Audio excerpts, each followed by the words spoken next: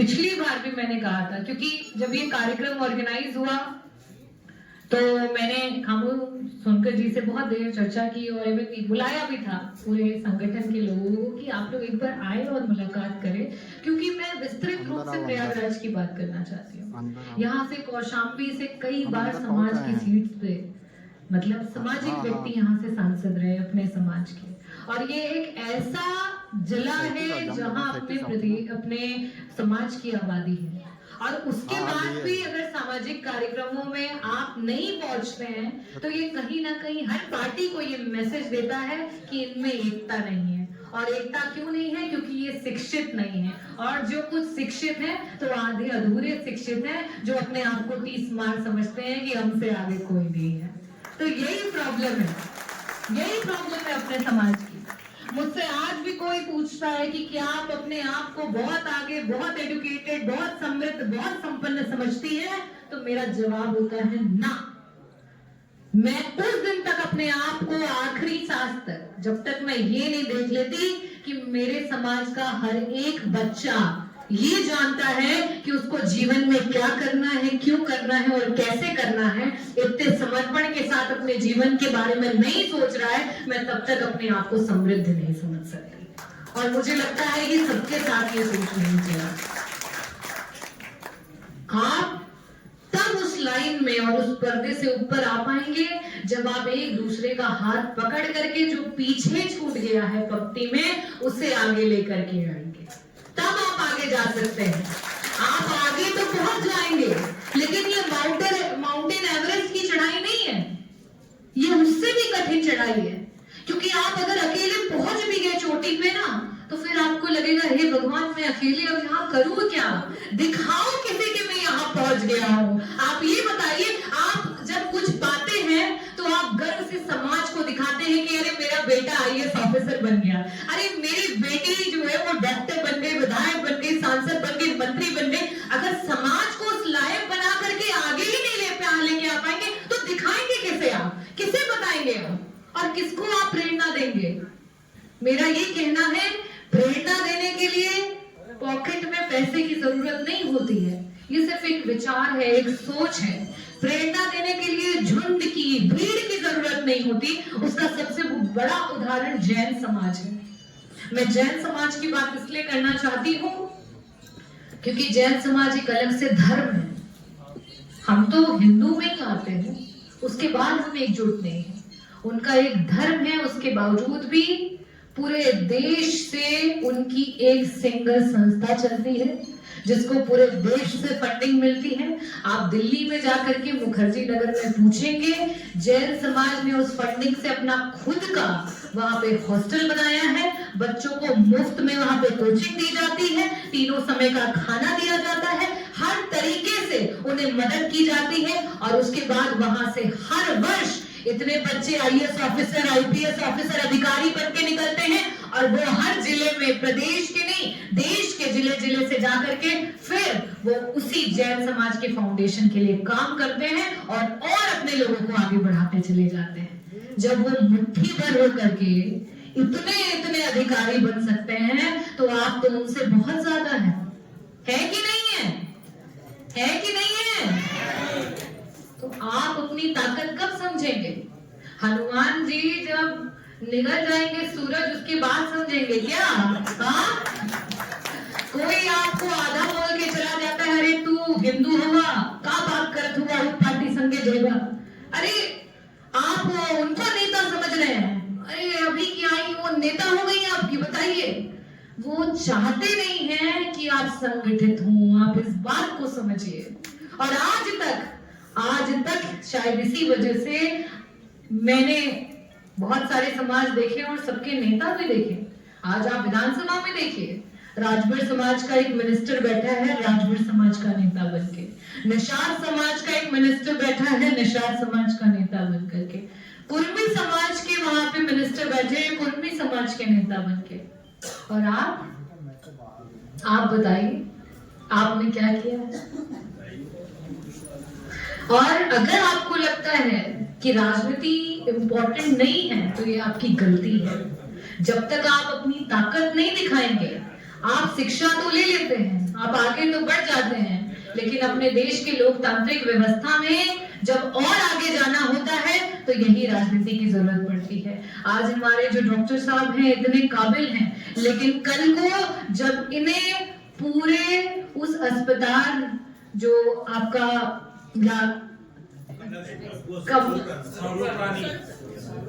Medical college का अगर कल को आपको उन्हें प्रिंसिपल बनाना पड़ेगा, तो अपने समाज के डॉक्टर साहब देखिए सर हिला दिए कि अपने समाज का नेता ढूंढेंगे कि कौन मेरी पैरवी करेगा और मुझे वहां का प्रिंसिपल बनाएगा, और वो डिजर्व करते हैं उस पोजीशन को। यहाँ बैठा कोई भी व्यक्ति इस बात को नकार नहीं सकता,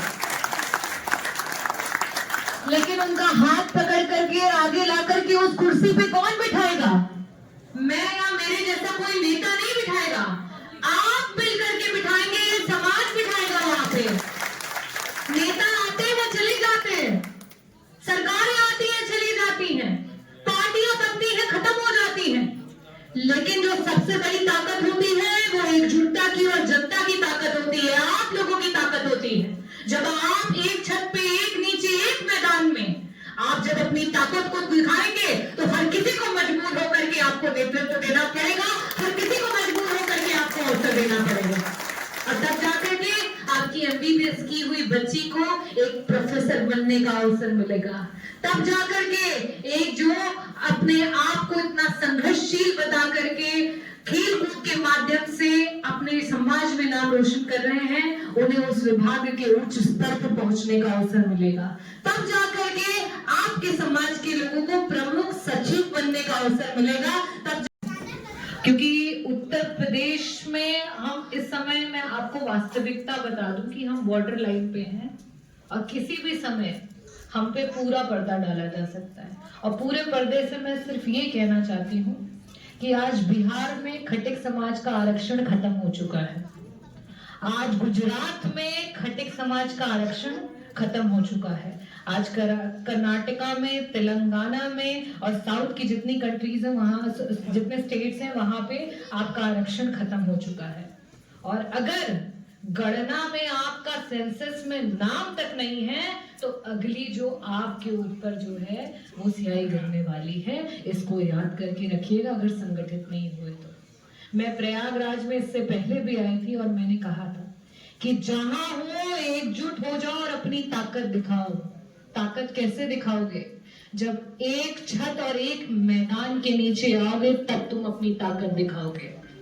और आपको मैं बता दूं, मैं भी एक समय जानकार नहीं थी, मुझे लगता था राजनीति क्या होती है, जो राजनीति करता है सिर्फ वही होती है। लेकिन जिस समय कोरोना आया उस समय समझ आया कि हम तो देश का ढांचा ही नहीं समझ पाए, हमें कभी समझाया ही नहीं गया। क्या है देश का ढांचा? देश का ढांचा है लोकतांत्रिक व्यवस्था, देश का ढांचा है अपना संविधान, संविधान में है विधायिका, कोई महिला विधायक विधायिका नहीं होती है। मैं इस कार्यक्रम के बाद ये अपने समाज के लोगों से यहाँ उपस्थित ये हमेशा चाहूंगी कि कोई भी विधायिका नहीं बोलेगा, चाहे डीएम पुरुष हो या महिला वो डीएम होते हैं, चाहे पुरुष हो या महिला वो एसपी होते हैं, चाहे पुरुष हो या महिला वो एसडीएम होते हैं, उसी तरीके से चाहे पुरुष हो या महिला वो विधायक या एमएलए होते हैं। विधायिका मतलब क्या होता है? मैं आपको जो अपने देश के ढांचे के बारे में बता रही थी उसमें सबसे उच्च होती है विधायिका।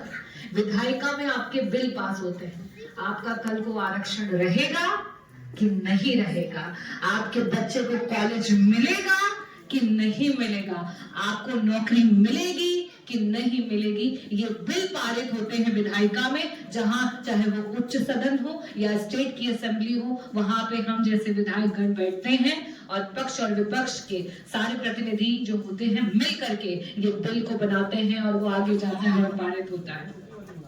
साथ ही साथ जो उसके नीचे आती है, जब भी कोई बिल बन जाता है उसके रेगुलेशंस होते हैं जिसे फॉलो करना पड़ता है। मैं एक उदाहरण के तौर पे देती हूँ कि कोई एक मोतीलाल नेहरू मेडिकल कॉलेज है यहाँ पे प्रयागराज में, वहां 10 सीटें आरक्षित हैं कि 10 सीटों पे शेड्यूल कास्ट के ही लोगों को as a professor, assistant professor, associate professor लेना चाहिए। लेकिन कहीं ना कहीं जब इस तरीके की समस्याएं होती हैं कि उस सीटों पे आपका अधिकार नहीं मिलता, किसी जनरल के व्यक्ति को वो सीटें दे दी जाती हैं, तब वहां ब्यूरोक्रेसी आती है, वो आती है और उस पर कार्रवाई करती है, प्रशासनिक तौर पे जो कार्रवाई होती है। और उसके बाद जो तीसरा ढांचा है वो अपना जुडिशरी है, जो हम जज की बात करते हैं, जो हम वकालत की बात करते हैं। बहुत सारे हमारे बीच में वकील बैठे हुए हैं, बेटियां हैं, भाई हैं, आप सभी का मैं स्वागत करती हूँ। ये सारी चीजें आपको बताने का सिर्फ और सिर्फ ये उद्देश्य है कि आपके देश में संविधान को बचाने के लिए आपको स्वयं लड़ना पड़ेगा। और जिस दिन ये संविधान खत्म हुआ, आपका आरक्षण खत्म हुआ, आप आज भी जब भी मैं किसी से पूछती हूँ, खटिक समाज के अपने परिवार के लोगों से मिलती हूँ, तो उनसे हमेशा पूछती हूँ, आपको क्या लगता है, आप संपन्न हो गए? आपके पास जो आपको चाहिए था सामाजिक स्तर पे, क्या आप उससे संतुष्ट हैं? बहुत सारे लोग बोलते हैं मैं बहुत संतुष्ट हूँ, मेरे पास दुकान है, मेरे पास गाड़ी है, मेरे बच्चे पढ़ रहे हैं, मैं तो अब एससी वैसी में आता ही नहीं हूँ, मैं तो बहुत आगे बढ़ चुका हूँ। बहुत सारे लोग इस बात को कहते हैं, अरे हम नहीं आते खटिक में, हम लोग तो बहुत आगे हैं, मेरे पास बहुत पैसा है। और जब मैं उनसे पूछती हूँ कि आपके रिश्तेदार में कोई है जिनके पास इतना पैसा है, तो सर एकदम नीचे झुका ले, क्योंकि कोई रिश्तेदार सब्जी बेच रहा है, ठेला लगा रहा है, कोई रिश्तेदार दर दर की ठोकर खा रहे हैं। और वही आप यही चीज किसी उच्च जाति वाले से पूछिएगा, वो अपने साथ साथ अपने इतने रिश्तेदार गिना देगा कि कौन कहाँ आईपीएस है, कौन कहाँ असिस्टेंट प्रोफेसर है, कौन कहाँ पे वीसी है, कौन कहाँ पे साइंटिस्ट है, कौन कहाँ कितने ऊंचे पद पे है। और तब वो बताएगा कि इसलिए मैं अपने आप को समृद्ध समझता हूँ।